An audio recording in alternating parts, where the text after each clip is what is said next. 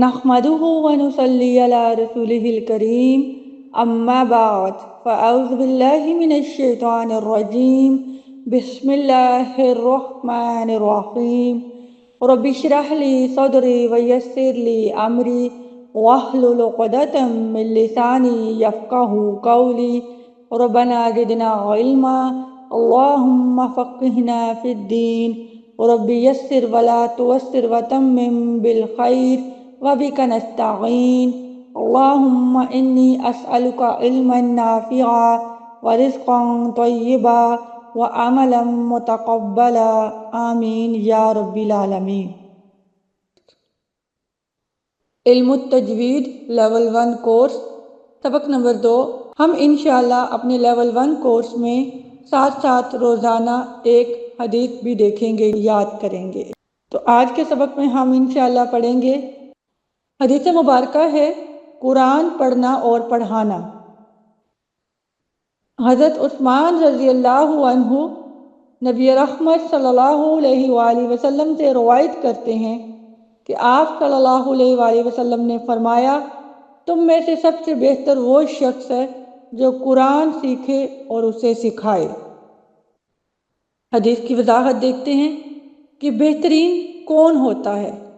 نبی رحمت صلی اللہ علیہ وآلہ وسلم نے فرمایا، مسلمانوں میں سب سے بہترین وہ شخص ہے جو قرآن سیکھتا ہے اور دوسروں کو سکھاتا ہے۔ یعنی بہترین انسان بننے کا معیار کیا ہے؟ قرآن سے تعلق، یعنی قرآن کو سمجھنا اور قرآن کو آگے پہنچانا۔ اس کے بعد ہم دیکھتے ہیں قرآن سیکھنے کی فضیلت۔ قرآن سیکھنے والا اللہ کے قریب ہو جاتا ہے، دل کو سکون ملتا ہے، زندگی میں ہدایت ملتی ہے، آخرت میں بلند درجات ملتے ہیں۔ تو حدیث میں آتا ہے کہ قرآن پڑھنے والا قیامت کے دن بلند درجات پائے گا۔ اس کے بعد ہم دیکھتے ہیں قرآن سکھانے کی کیا فضیلت ہے۔ تو قرآن سکھانے والا صدقہ جاریہ کماتا ہے، ہر شاگرد کی تلاوت کا ثواب ملتا ہے، مرنے کے بعد بھی ثواب جاری رہتا ہے۔ مثال کے طور پر اگر آپ نے کسی کو قرآن پڑھنا سکھا دیا تو وہ پڑھے تب بھی آپ کو ثواب، وہ آگے سکھائے تب بھی آپ کو ثواب، اور اس کے بچے پڑھیں تب بھی آپ کو ثواب ملتا ہے۔ یہ مسلسل نیکی بنتی رہتی ہے، سبحان اللہ۔ تو اس حدیث سے ہمیں کیا پیغام حاصل ہوتا ہے؟ یہ حدیث ہمیں سکھاتی ہے کہ قرآن صرف پڑھنے کے لیے نہیں، سیکھنے کے لیے بھی ہے، اور صرف سیکھنا نہیں، آگے پہنچانا بھی ضروری ہے۔ ہر مسلمان کو قرآن سے تعلق مضبوط کرنا چاہیے۔ اب عملی زندگی میں ہم کیسے عمل کریں؟ اس حدیث پر عملی زندگی میں ایسے عمل کیا جا سکتا ہے کہ سب سے پہلے ہم تجوید سیکھیں، ترجمہ سیکھیں، بچوں کو قرآن پڑھائیں، آن لائن قرآن کلاسز شروع کریں، ایک ایک آیت سکھائیں۔ قرآن آپ نے سیکھ لیا تجوید کے ساتھ، مخارج کے ساتھ، صفات کے ساتھ، اس کے بعد آپ آگے سکھانا شروع کر دیں۔ تو یہ کتنی خوبصورت بات ہے کہ جس گھر میں قرآن سکھایا جاتا ہے وہاں رحمتیں نازل ہوتی ہیں، سبحان اللہ۔ تو اس حدیث مبارکہ پر انشاءاللہ ہم نے عمل کرنا ہے اور قرآن کو سیکھنا ہے، قرآن کو سکھانا ہے اور بہترین لوگوں میں شامل ہونا ہے انشاءاللہ۔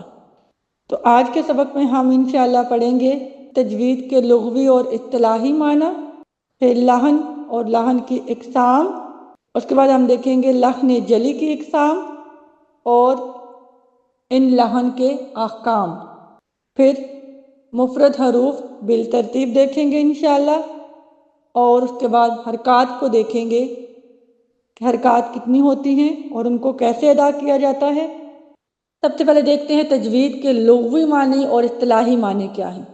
تجوید کے لغوی معنی ہے عمدہ کرنا، اچھا کرنا، بہترین کرنا، کاٹنا، چھانٹنا، خوبصورت بنانا، ٹھیک ہے۔ اور اصطلاحی معنی کیا ہے؟ قرآنی حروف کو ان کے مخارج اور جمیع اور صفات کے ساتھ ادا کرنا۔ مخارج ہوتا ہے نکلنے کی جگہ، حروف کے نکلنے کی جگہ، تو جہاں جہاں سے حروف نکلتے ہیں ان کو مخارج کہتے ہیں۔ تو تجوید کا مطلب ہی یہی ہے کہ قرآنی حروف کو ان کے نکلنے والی جگہ سے نکالنا، وہاں سے ادا کرنا۔ اور کیسے ادا کرنا؟ جمیع صفات کے ساتھ، یعنی ان پہ جتنی بھی صفات جمع ہے، ایک حرف میں کم از کم 5 یا پھر 7 صفات ہوتی ہیں ایک حرف کے اندر، ٹھیک ہے؟ یہ انشاءاللہ ہم آگے جا کر پڑھیں گے، صفات کے بارے میں، مخارج کے بارے میں سب انشاءاللہ ہم ڈیٹیل سے پڑھیں گے۔ فی الحال آپ اس کے اصطلاحی معنی کو یہ یاد رکھیں کہ قرآنی حروف کو ان کے مخارج اور جمعی صفات کے ساتھ ادا کرنا یہ تجوید کہلاتا ہے۔ آگے دیکھتے ہیں لحن اور اس کی اقسام۔ لحن کا لغوی معنی کیا ہوتا ہے؟ لغوی معنی ہوتا ہے غلطی۔ عربی میں قرآن پاک کو پڑھتے وقت جب ہم غلطی کرتے ہیں تو اس غلطی کو لحن کہتے ہیں، ٹھیک ہے؟ اب اس کے اصطلاحی معنی کیا ہے؟ قرآنی حروف کو قواعد و تجوید کے خلاف اور غلط پڑھنا، یعنی قرآنی حروف کو تجوید کے قواعد کے خلاف پڑھنا، غلط پڑھنا، رولز کو فالو نہ کرنا، قواعد کو فالو نہ کرنا۔ تو جب ہم بغیر فالو کیے جب قرآنی حروف ادا کریں گے تو اس کو لحن کہا جائے گا۔ آگے دیکھتے ہیں لحن کی اقسام۔ لحن کا مطلب سمجھ آ گیا؟ لحن کا مطلب ہوتا ہے غلطی، اور اصطلاحی معنی ہوتا ہے کہ قرآنی حروف کو غلط پڑھنا، قواعد و تجوید کے خلاف پڑھنا، ٹھیک ہے؟ آگے دیکھتے ہیں لحن کی اقسام۔ لحن کی 2 اقسام ہیں، لحن جلی اور لحن خفی۔ سب سے پہلے دیکھتے ہیں لحن جلی کیا ہوتا ہے۔ لحن جلی ہوتا ہے بڑی اور نمایاں غلطی، ٹھیک ہے؟ جلی کہتے ہیں نا، جلی حروف، ہم لوگ کہتے تھے جلی حروف میں لکھا جاتا ہے، آپ کا نام جلی حروف میں لکھا جائے گا۔ جلی کہتے ہیں نمایاں، بڑے بڑے حروف میں، شاندار، ٹھیک ہے؟ تو یہاں پہ ہم شاندار تو نہیں کہیں گے نا، بڑی اور نمایاں، نمایاں کہیں گے اس کو۔ تو لحن جلی کے لغوی معنی ہوتے ہیں بڑی اور نمایاں غلطی، اور اصطلاحی معنی ہوتا ہے مخارج اور صفات لازمہ اور حرکات و سکنات میں غلطی کرنا۔ یعنی کتنی چیزوں میں غلطی کریں گے تو وہ لحن جلی کہلائے گی، بڑی اور نمایاں غلطی کہلائے گی۔ ایک ہے مخارج غلط کرنا، غلط ادا ہونا، یعنی حروف کو اس کے مخرج سے، اس کے اپنے مخرج سے ادا نہ کرنا، کسی اور جگہ سے ادا کرتے رہنا، ٹھیک ہے؟ تو مخرج میں غلطی ہو گئی۔ پھر صفات لازمہ میں غلطی، جو اس حرف کی لازمی صفات ہیں جو ادا کرنی ہی کرنی ہے، ان صفات کو جب ہم ادا نہیں کریں گے تو وہ بھی لحن جلی ہوگی۔ پھر حرکات و سکنات میں غلطی کرنا، یعنی ہم حرکات کو بدل دیتے ہیں نا، زیر زبر پیش کو پراپر ادا نہ کرنا، غلط پڑھ دینا، زیر کی جگہ زبر، زبر کی جگہ زیر پڑھ دینا، یعنی کہ یہ اس طرح کی جو غلطیاں ہوں گی یہ سب لحن جلی میں آئیں گی۔ واضح ہے؟ لحن جلی کیا ہوتا ہے؟ بڑی اور نمایاں غلطی، اور اصطلاحی معنی ہے مخارج و صفات اور مخارج صفات لازمہ اور حرکات و سکنات میں غلطی کرنا۔ اب آگے دیکھتے ہیں لحن جلی کی اقسام۔ پہلے ہم نے لحن کی اقسام دیکھی تھی، یعنی کہ لحن کی بنیادی طور پر 2 اقسام ہیں، لحن جلی اور لحن خفی۔ اب ہم لحن جلی دیکھ رہے ہیں تو لحن جلی کی بھی اپنی 5 اقسام ہیں، یعنی لحن جلی کتنے طریقوں میں ہوتی ہے؟ 5 میں ہوتی ہے۔ 5 طریقوں سے لحن جلی کرتے ہیں ہم، بڑی اور نمایاں غلطی ہم 5 طریقوں سے کرتے ہیں۔ وہ 5 طریقے کون سے ہیں؟ وہ 5 اقسام کون سی ہیں؟ آئیے دیکھتے ہیں۔ ایک حرف کو دوسرے حرف سے بدلنا، یعنی حرف بھی ہم بدل دیتے ہیں، جیسے الحمد، اس کی جگہ پڑھ دیں الحمد، ٹھیک ہے؟ ہا کی جگہ ہا پڑھ دیں، تو یہ ہم نے حرف بدل دیا۔ نمبر 2 ہے کسی حرف کو بڑھا دینا، یعنی نعبد، پیش پڑھنی تھی ہم نے کیا کیا؟ آخری حرف کو ہم نے بڑھا دیا، نعبد، ایسے پڑھ لیا، واو ایڈ ہو گیا، ٹھیک ہے؟ تو کسی حرف کو بڑھا دینا۔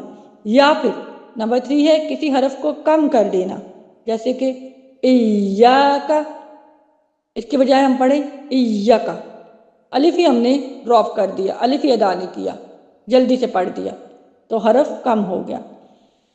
اس کے بعد حرکات و سکنات کو ایک دوسرے کی جگہ پر پڑھنا، جیسے انعمت، اس کی جگہ ہم پڑھ دیں انعمت۔ انعمت کا مطلب ہوتا ہے تو نے انعام فرمایا، یعنی اللہ نے، اور انعمت میں نے انعام فرمایا، نعوذ باللہ، تو یہ بھی کتنی بڑی غلطی ہے۔ اور لاسٹ ہے نمبر 5، مخفف حرف کی جگہ مشدد اور مشدد کی جگہ مخفف پڑھنا، یعنی جہاں پہ شد نہیں ہے وہاں پہ شد لگا کے پڑھنا شروع کر دینا، اور جہاں شد لگی ہوئی ہے اس کو بغیر شد کے پڑھنا شروع کر دینا، جیسے کہ مالکی، ایک کی جگہ ملی کی پڑھ دینا، ٹھیک ہے۔ اسی طرح یا کا شد لگی ہوئی ہے تو اس کو یا کا پڑھ دینا، شد پڑی نہیں ہے۔ تو یہ لحن جلی کی 5 اقسام ہیں، ٹھیک ہے۔ آگے دیکھتے ہیں لحن جلی کا حکم کیا ہے۔ لحن جلی کا حکم یہ کہ یہ حرام ہے۔ تلاوت قرآن میں ایسی غلطی گناہ کبیرہ کا سبب بنتی ہے، تو لہٰذا ہمیں اس سے بچنا ہے، لحن جلی سے ہمیں بچنا ہے، کیونکہ یہ کبیرہ گناہوں میں سے آتا ہے۔ اللہم احفظنا من ذالک، آمین۔ آگے دیکھتے ہیں لحن خفی کیا ہوتا ہے۔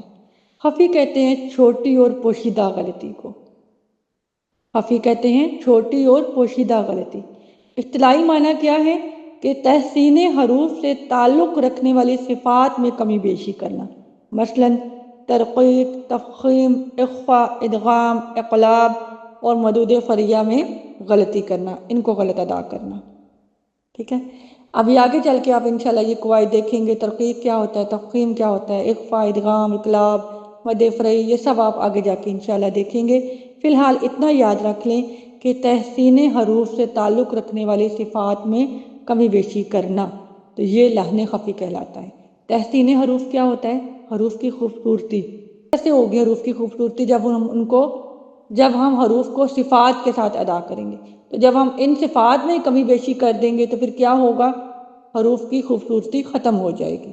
تو تحسین حروف سے تعلق رکھنے والی یعنی بیسیکلی یہ صفات ہی ہوتی ہیں جو حروف کو خوبصورت بناتی ہیں، ٹھیک ہے۔ جب ان میں کمی بیشی کریں گے تو لحن خفی میں آئے گا۔ لحن خفی کا حکم کیا ہے؟ یہ مکروہ ہے، اس سے بچنا ضروری ہے، ٹھیک ہے، یہ مکروہ ہے۔ لیکن آپ یہ یاد رکھیں کہ ہم مسلسل لحن خفی کرتے رہیں گے تو پھر کیا ہوگا؟ پھر وہ کبیرہ گناہوں میں شمار ہو جائے گی۔ لہٰذا لحن خفی سے بھی بچنا ہے، اگرچہ یہ مکروہ ہے، تاکہ تلاوت قرآن کو ہم خوبصورت انداز سے ادا کر سکیں، کامل صحت کے ساتھ ہم اس کی عبادت، یہ جو عبادت ہے نا، اب دیکھیے ہر عبادت کی کچھ مخصوص کیفیات ہوتی ہیں، توقیفی کیفیات ہوتی ہیں، ان کو پورا کریں گے نا تو پھر ہماری عبادت قبول ہوتی ہے۔ جیسے نماز کی مثال لے لیتے ہیں، نماز ایک عبادت ہے نا، تو وہ کیسے قبول ہوگی؟ جب اس کے ہم تمام اس کے جو کیفیات ہے وہ پورا ان کو کریں گے، ادا کریں گے۔ وضو کرنا، پاکی ہونا جسم کا، جگہ کا، یعنی کہ ہر طرح سے پاکی طہارت حاصل کرنا، پھر وضو کرنا پراپرلی، پورا وضو کرنا، کامل وضو کرنا۔ آدھا ادھورا کریں گے تو نماز پھر نہیں ہوگی۔ اسی طرح نماز کو خشوع و خضوع کے ساتھ ادا کرنا، یعنی کہ مکمل توجہ کے ساتھ، یکسوئی کے ساتھ ادا کرنا، اس طرح سے ادا کرنا کہ ہم اللہ تعالیٰ کو دیکھ رہے ہیں۔ حدیث کے الفاظ آتے ہیں نا، مفہوم ہے حدیث پاک کا کہ نماز ایسے ادا کرو کہ جیسے تم اللہ کو دیکھ رہے ہو۔ اگر ایسی کیفیت نہیں آتی تو اللہ تو تم کو دیکھتا ہی ہے، ٹھیک ہے۔ تو یہ ساری کیفیات ہوتی ہیں، عبادت جو ہے وہ کامل صحت کے ساتھ ادا ہوتی ہے۔ تو اسی طرح جو تلاوت قرآن ہے یہ بھی ایک عبادت ہے، تو یہ بھی تبھی ہماری یہ عبادت قبول ہوگی، کامل صحت کے ساتھ ادا ہوگی، جب ہم ایک کی کیفیات کو پورا کریں گے، ٹھیک ہے انشاءاللہ۔ آگے دیکھتے ہیں مفرد حروف بالترتیب، 29 حروف تہجی ہیں، ٹھیک ہے۔ اب ان کی ادائیگی کا طریقہ کیا ہے؟ دیکھیے یہ جو آپ کو سلائیڈ پہ نظر آ رہا ہے کہ نیچے چھوٹا چھوٹا کر کے نا الف، با، تا، سا، جیم، ہا، خا لکھا ہوا ہے، ٹھیک ہے۔ یہ ہمارے حروف تہجی ہیں، ان کو حروف الہجا بھی کہتے ہیں، ان کو مفرد حروف بھی کہتے ہیں، ٹھیک ہے۔ یہ جو نیچے چھوٹا چھوٹا کر کے لکھا ہوا ہے نا، آپ نے اس پہ فوکس کرنا ہے۔ الف کو دیکھ لیں، الف کو آپ نے نا الف ہی بولنا ہوتا ہے، اس کو نہ کھینچنا ہوتا ہے، نہ اس کو چھوٹا کرنا ہوتا ہے، نارمل الف ایسے ادا کرنا ہے۔ لیکن جب با پہ آتے ہیں تو با پہ دیکھیں لکھا ہوا ہے با زبر الف با، ٹھیک ہے۔ یہ 2 لیٹر ہیں، با اور الف مل کر با بنتا ہے۔ پھر تا بھی 2 لیٹر ہے، سا بھی 2 لیٹر ہے، 2 لیٹر کو کہتے ہیں 2 حرفی۔ آگے دیکھیے جیم ہے، جیم کتنا لکھا ہوا ہے، کس طرح سے لکھا ہوا ہے؟ یہ 3 لیٹر ہیں، جیم، یا اور میم، ٹھیک ہے۔ یہ 3 حرفی ہے، اس کو کہتے ہیں سہ حرفی۔ حروف مفردات میں جب ہم ان کو ادا کریں گے تو کچھ لیٹر ہمارے 2 حرفی ہیں، ٹھیک ہے، اور کچھ ہیں ہمارے 3 حرفی۔ تو اب ان کی ادائیگی میں فرق آ جاتا ہے۔ جو 2 حرفی ہوتے ہیں نا ان کو 2 کاؤنٹ کھینچتے ہیں، ان کو زیادہ لمبا نہیں کرتے، 1 الف جتنا۔ لیکن جو 3 حرفی لیٹر ہیں ان کو تھوڑا زیادہ کھینچنا ہوتا ہے، 2 کاؤنٹ کی نسبت زیادہ کھینچنا ہوتا ہے۔ جیسے کہ دیکھیے ادائیگی کرتے ہیں، 2 لیٹر کی ادائیگی جو ہوگی وہ 2 کاؤنٹس ہوگی، اور 3 لیٹرز کی جو ادائیگی ہوگی جن کو 3 طرح مطلب جو 3 حروف جن کے لکھے ہوتے ہیں، جیم جیسے میں نے بھی آپ کو بتایا، ان کی ادائیگی ان سے زیادہ ہوگی نسبتاً۔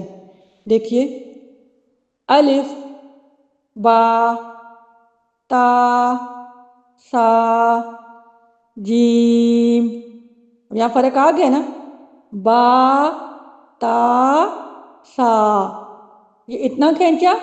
آگے دیکھیے جیم، اب یہ با، تا، سا کی نسبت جیم زیادہ کھینچا جا رہا ہے، ٹھیک ہے، کیونکہ یہ 3 حرفی ہے۔